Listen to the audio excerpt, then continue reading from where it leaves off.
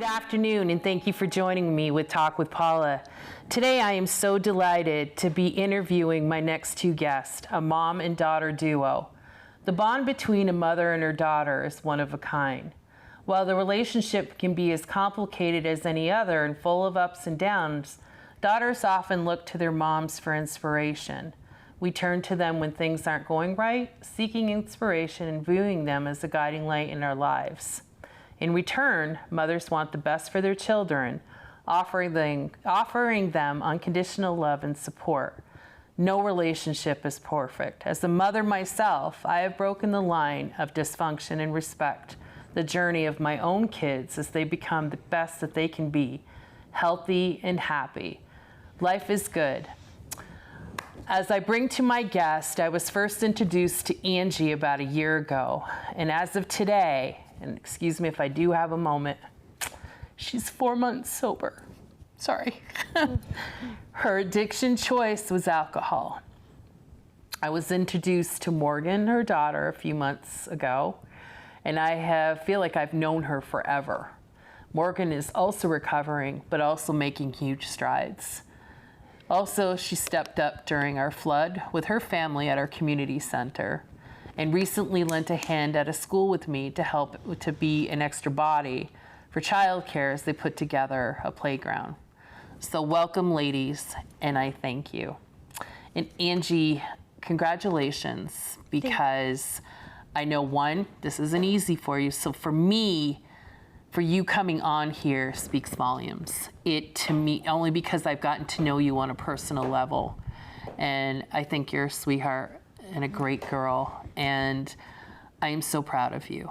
And I know you're nervous, so this, I call this stepping out of your comfort zone, but I'm proud of you. Thank you. So I thank you. And like I said, you can share little or whatever you want. You know, I know when the camera was off, you were talking about when I was sharing, you know, how long my son's been clean. And you were stating, you know, this is the longest you've been, except when you were pregnant with the kids. And yes. I just have so much respect for you. And I know what it's like because I've seen family and friends go through addiction, recovery, and the struggle it is every single day, but you're doing it. And so right now I'm doing this because I am so proud of you. And if I didn't want to mess up my microphone, I'd come over and hug you. So share with whatever you want to share, comfortable sharing, whatever you want. You know, I know when I first started chatting with you, you were, you know, chatting about several things, but then you went in to recovery, 4 months ago. So, yeah. What did you do? Did you just wake up one day and say, I think I'm done? Yeah, it was that, and knowing that Morgan, what kind of example was I setting for Morgan while she was in jail? I mean, every time she called, I'd be drinking. Yeah. It just wasn't good. I mean, and health-wise. Right. I was feeling bad, bloated. Yeah. High blood pressure was getting up there. It was scary. And I started at 12, 13 years old. I mean, wow. Yeah. Yeah. So and then everything revolved, my whole life revolved around drinking. I didn't graduate because of it, dropped out of school. I worked at a machine shop for 20 years, almost 20 years. It was started out like weekends, you know, every weekend, and just getting totally wasted, you know, with my friends. A lot of kids saw a lot of me partying that they shouldn't have. There was a lot of things I missed. Yeah. Now that I'm sober, I'm kind of waking up.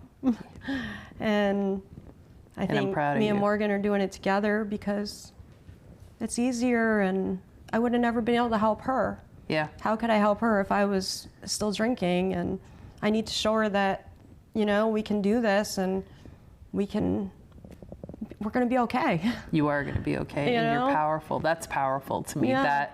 that is so powerful what you just said. You're doing it together. Yeah. And that is like what I was just saying, the power of a mother's love. It's like we're building our relationship all over again. We're getting to know who we really are, and we're doing it together.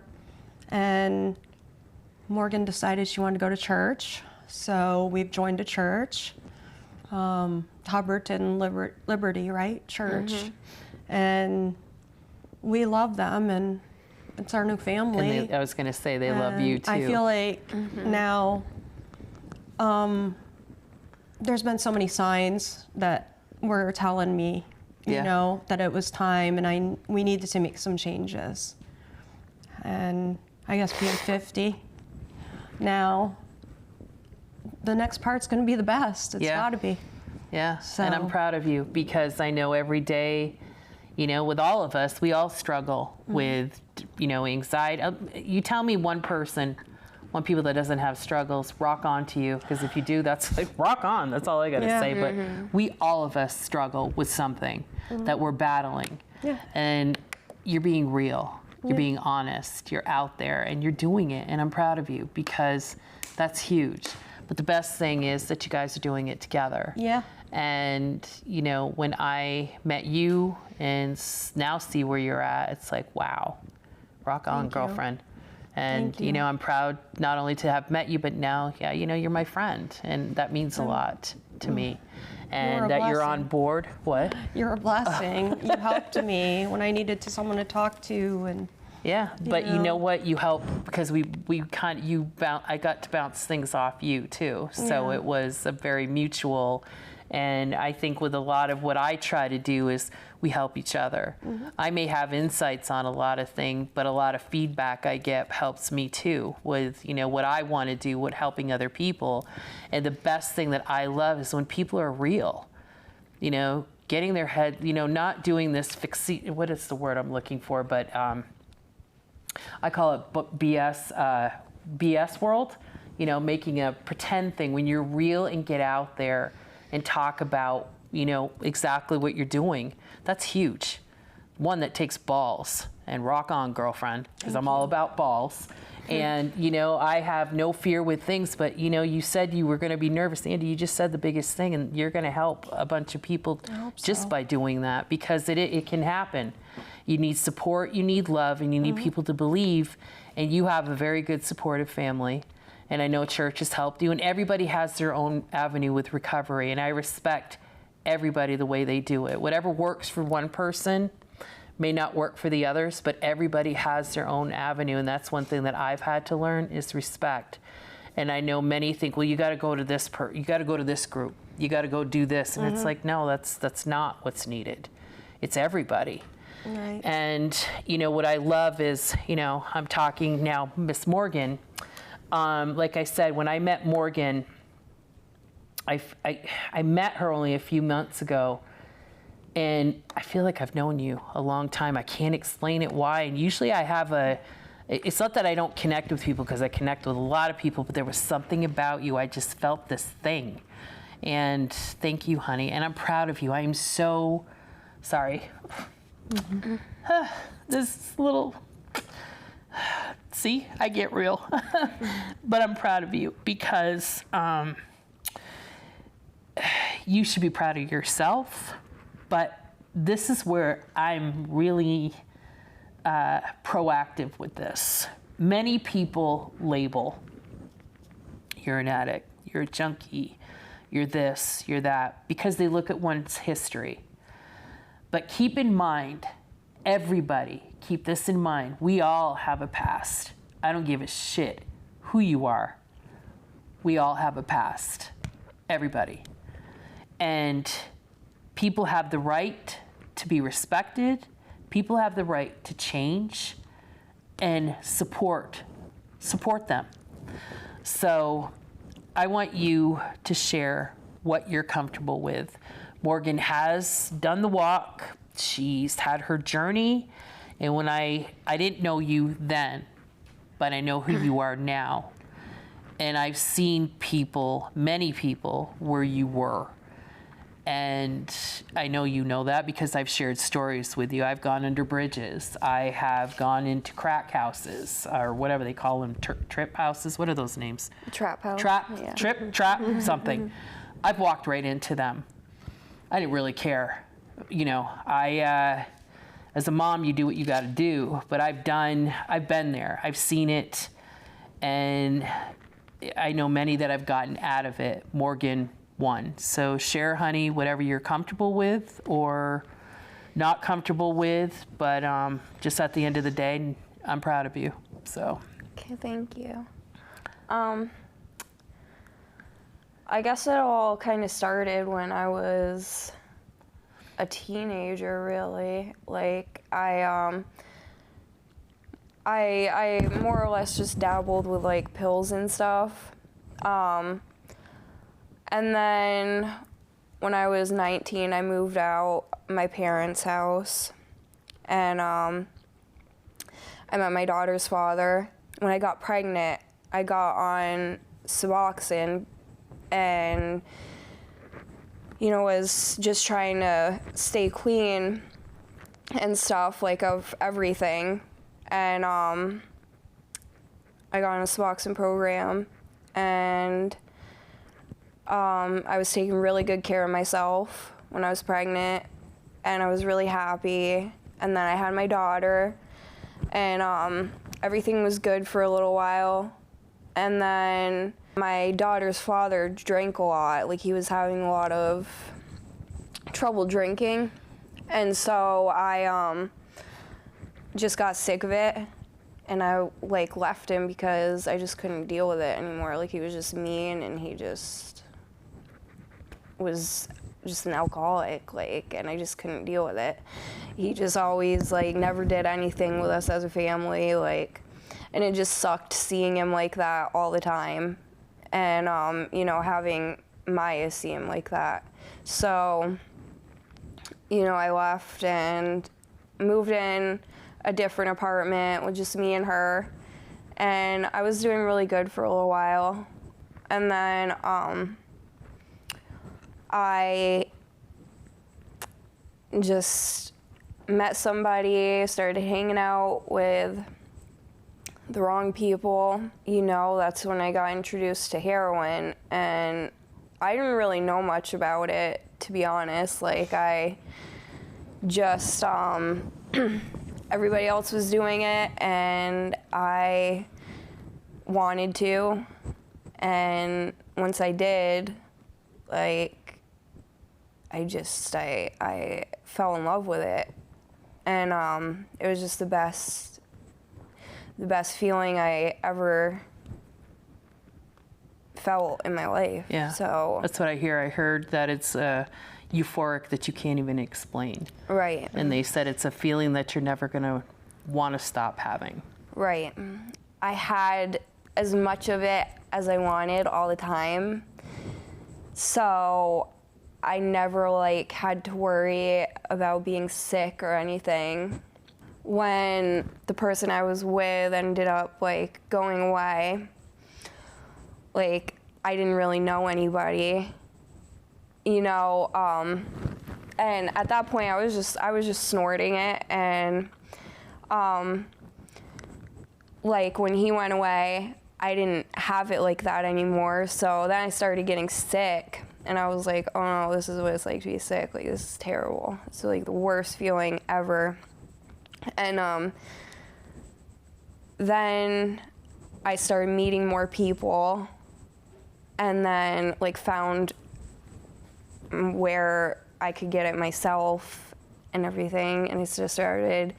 I met another guy, and, like, that's when I started using needles, and that's, like, when everything just started getting a lot worse, and I started losing everything.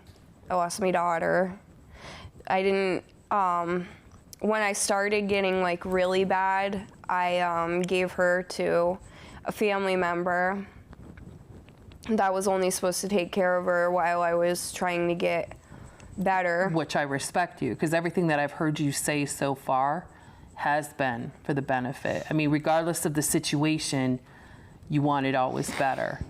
So you did what I find the best thing that you did. I mean, I have so much respect for you. It's not like somebody came in and intervened.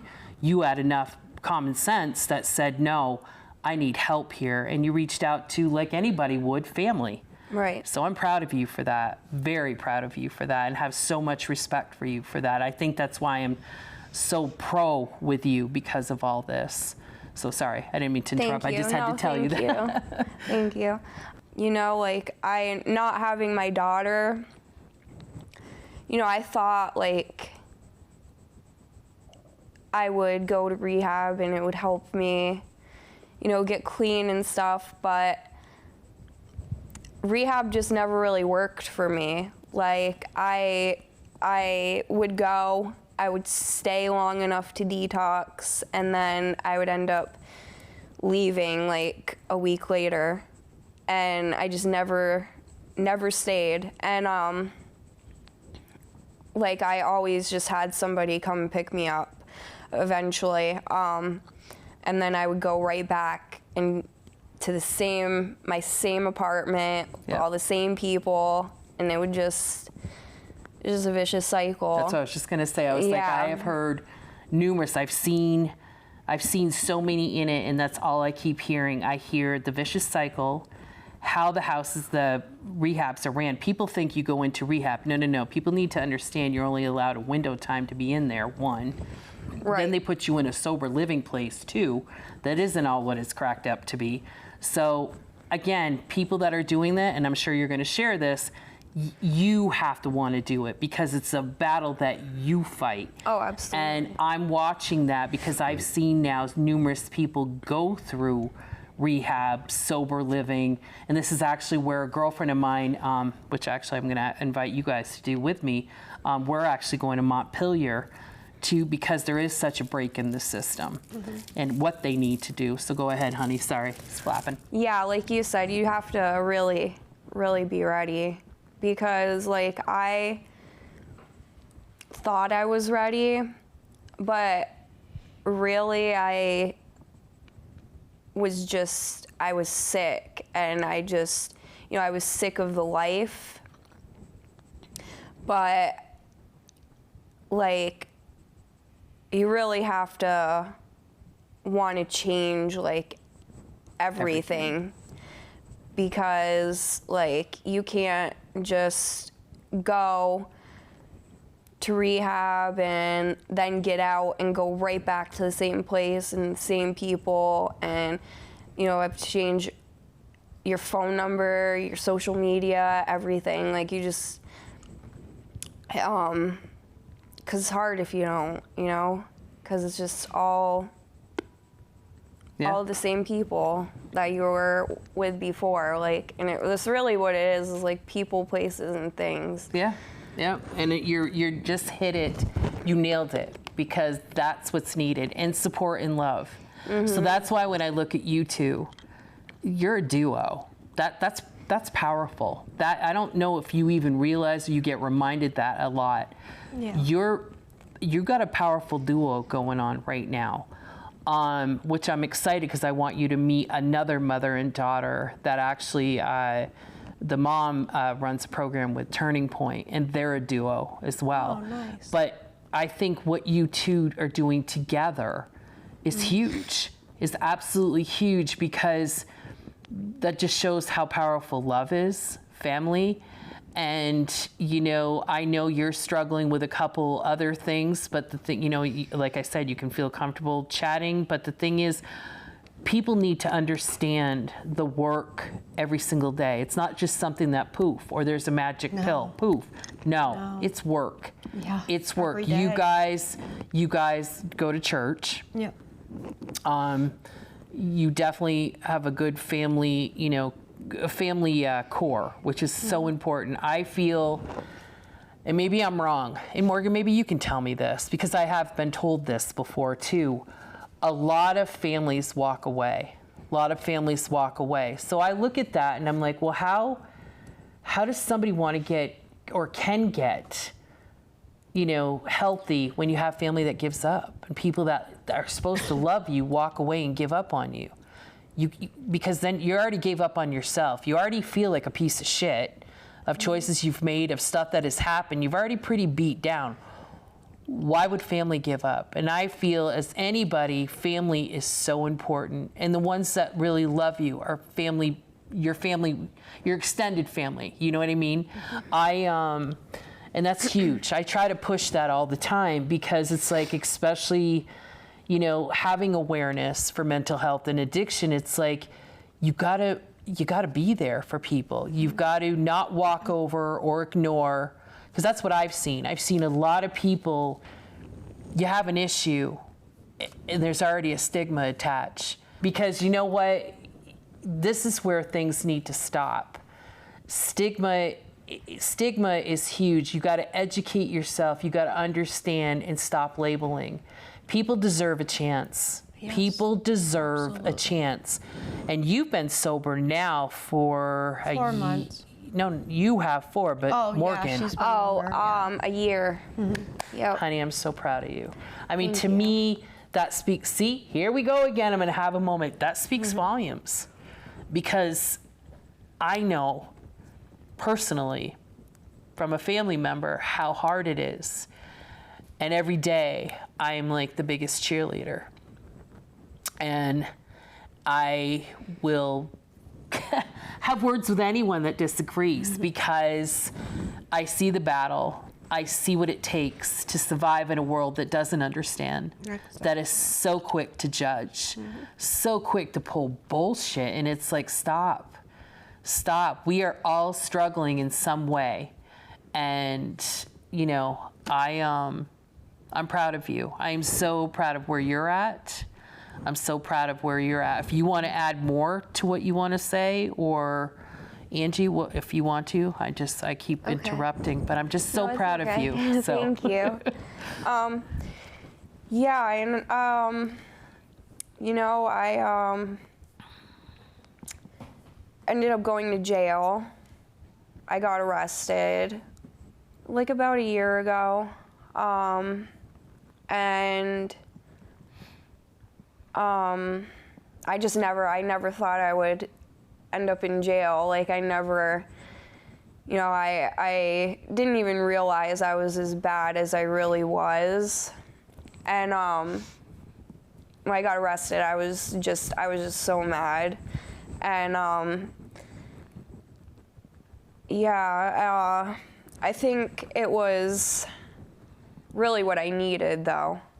Like, because I tried going to rehab like so many times, and it just didn't work. Like I said, I just kept leaving and stuff. Like, jail, I was stuck there. Like, I had to detox there. I had to stay clean. Like, and I ended up going to jail in New Hampshire, where it was like a really clean jail. Like, they had a lot of programs there to offer, like a lot of groups. Like, they had people from churches come in and like pray with you and talk with you and stuff. It was really, you know, it wasn't what the images out there, like a dirty image, it actually was educational and helpul. It's a weird way that sounds. Yes. So, yeah. And I think that was really what I needed. And like, at first I was mad and I was pissed off. I was like, you know, screw everybody. Like, I'm mad. Like, you were rebellious. Yeah. You were angry. And then when I went and I started, like, you know, utilizing all the resources and everything they had to offer, that's when I started to learn. And, you know, I started to realize, you know, I had a problem. And, you know, that's what I needed, I think, to get clean and to clean my life up. Like a reality, yeah. Yes. And, like, it sucks that it took jail for me to, you know, snap out of it, but at least I'm not dead, you know? Exactly. And, yeah, I was 80 pounds when I got arrested. It was so That scary. was, yeah. Oh my God, are you, wow. Yeah. Yeah. And yeah, they had me on these shakes and everything when I first went because I was so little. Yeah, I was. You weren't well, you were sick. Yeah. You were sick.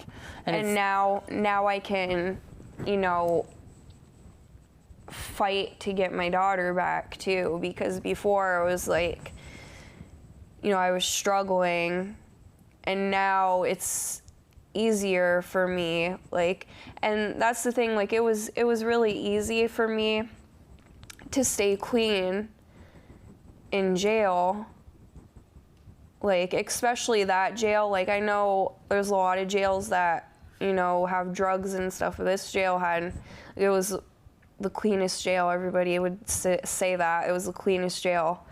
And Well, no, because I'm going to share something with you in a bit. I used to, right before I started working for Medicaid with Hewlett-Packard, but Vermont Medicaid was our client, I actually took a temp position at Marble Valley Correctional.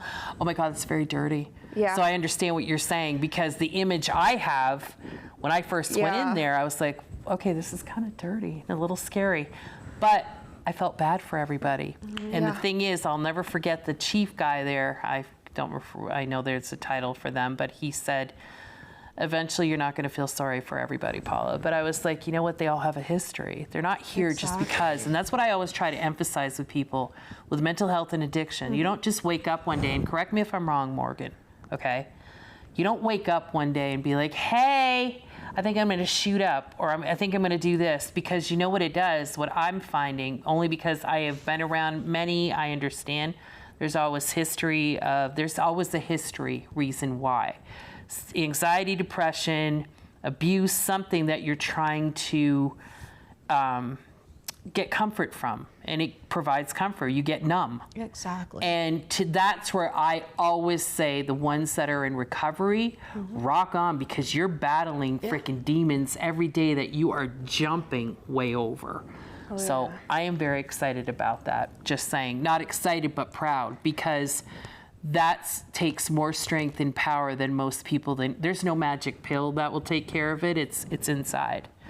And that's where I'm proud. Sorry.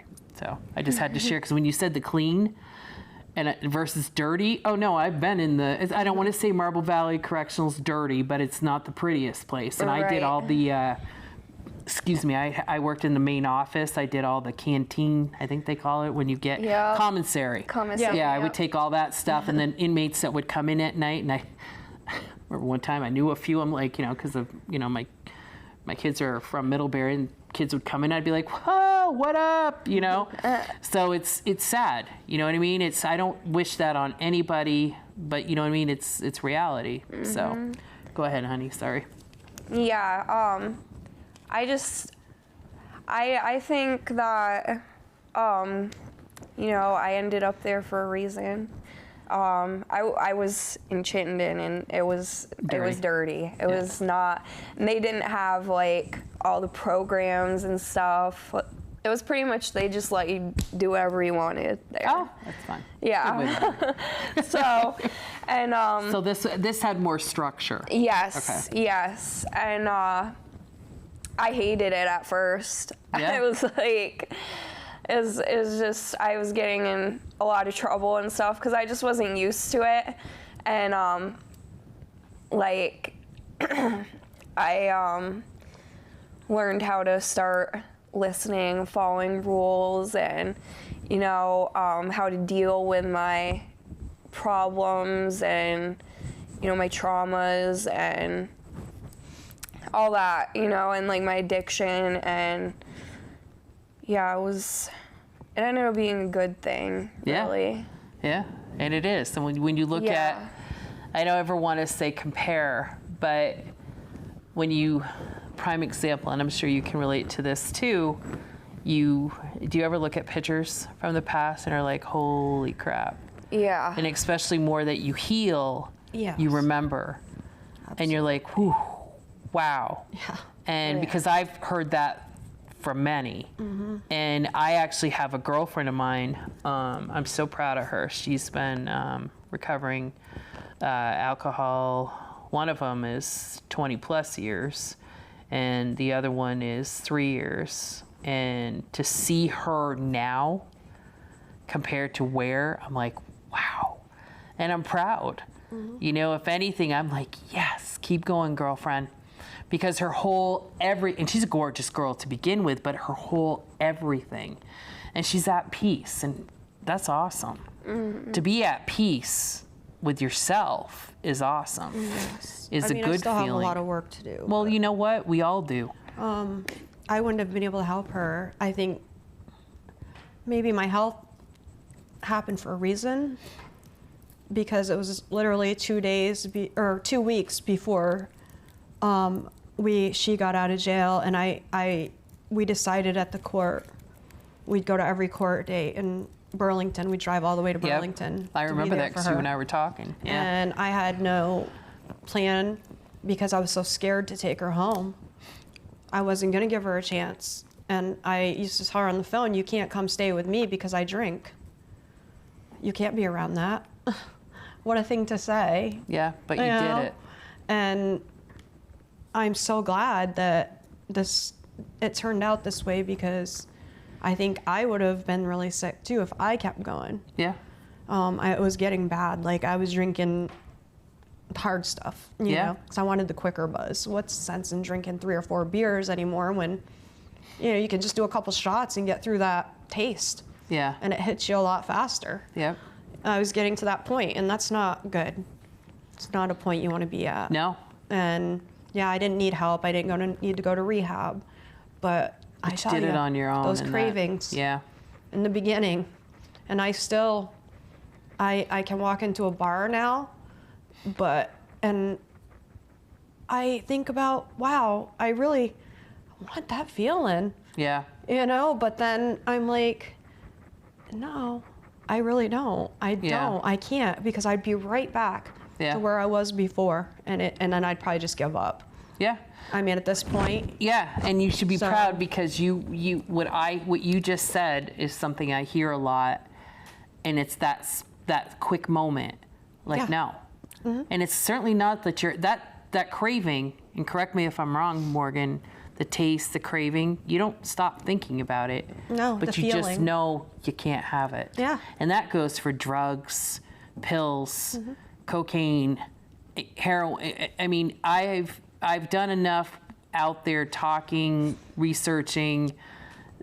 You still crave that taste, that feeling, everything. So for every single day that you're, you know, when you even getting yourself in a situation like that, you're walking away. I mean, that. Rock on. I mean, you put a shot in front of you and you're like, wow, you know, I am going to feel so good in a couple. You know, that first one goes down a little rough, and then you're like, wow, it affects you so fast. And it's like that feeling. I loved it. Yeah. I mean, and this was just alcohol, but I have an addictive personality, so I have to be careful. Yep. And I wish that, I mean, you're going to make, you know, I'm sure by you coming on, you're putting it out there, you're being honest, which takes a lot, but you're going to help others. I hope so, and I don't think we should give up on our kids. No. You know? But there's many, am I right? Because I know you and I have had conversations, you can't. No. You can't, because as a mom, what I was saying in the very beginning, can't read my stuff right up, but what it takes is no relationship's perfect. No. And, you know, you want the best for your kids, offering unconditional love and support. And that's key right there. What choice did she have when she Exactly. got out of jail? They were Exactly. I mean, they were going to put her in Rutland in a motel. Yeah.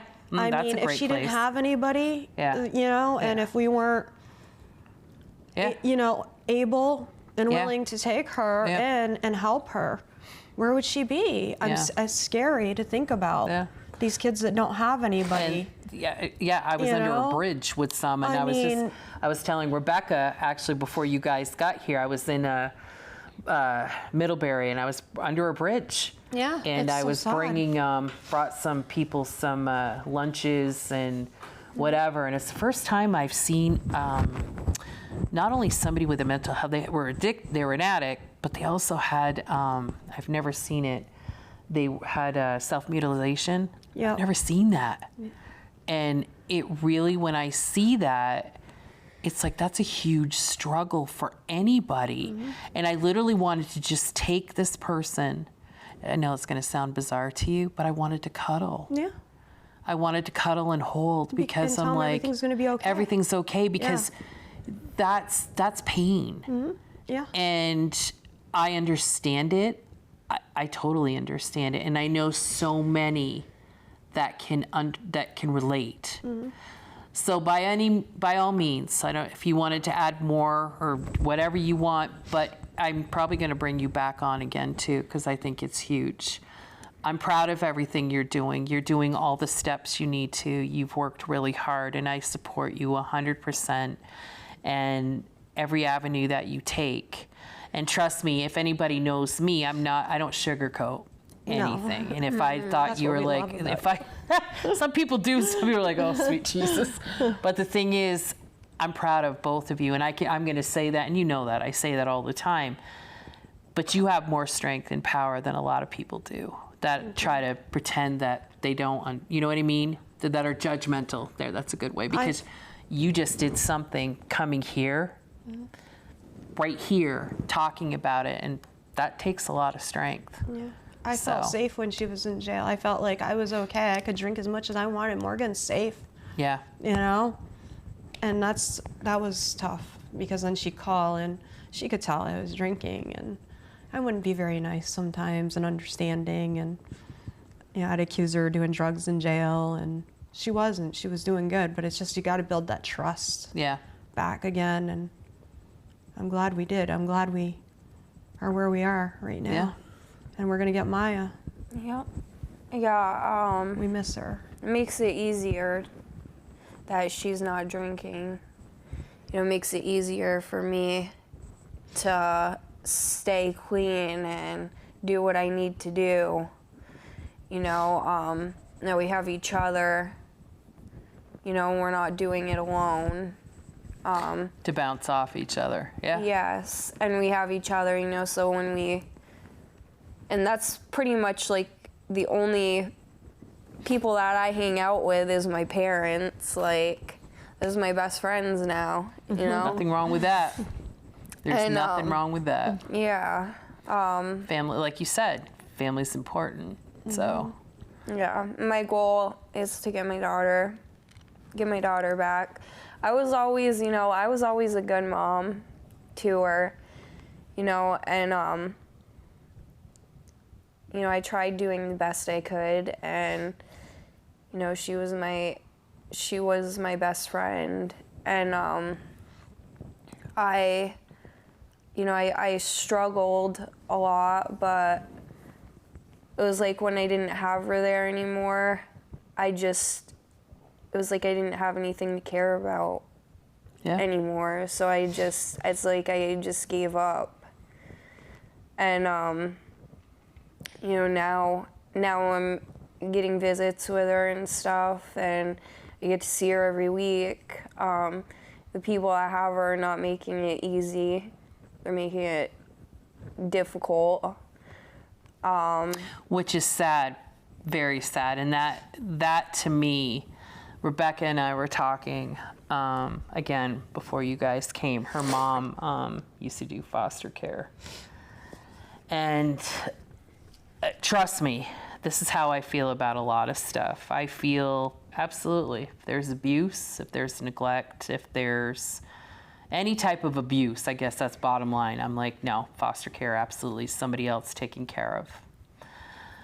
Mental health, I feel pros and cons to that. But when it comes to addiction, poor choices, as long as you're making the effort to change, to get help, to do the proper things that you need to be doing, then absolutely, by all means, you deserve that. You deserve to be reconnected. There's no ifs, ands, or buts. I am very, very proactive.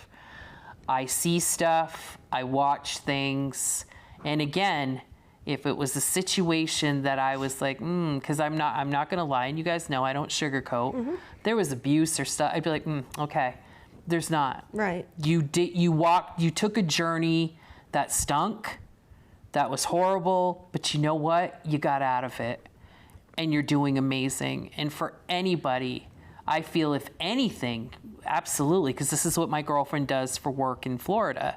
She reunites moms that are recovering addicts and that have lost their kids or, you know, whatever, to reunite them, because you know what? That's where they belong. Sorry, it does. Absolutely. And my girlfriend is huge. She works with Children's Miracle Network, huge organization, and she's very pro with that.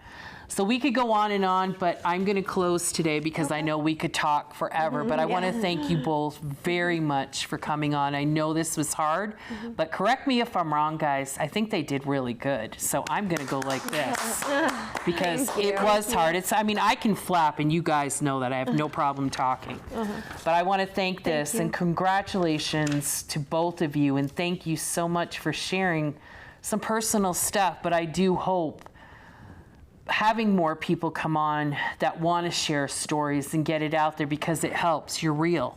Yes. This isn't stuff we're just reading about or seeing on social media. This is real. These are people are our neighbors. They live down the street. They're your family. They're your friends. Reach out, support. Don't walk over.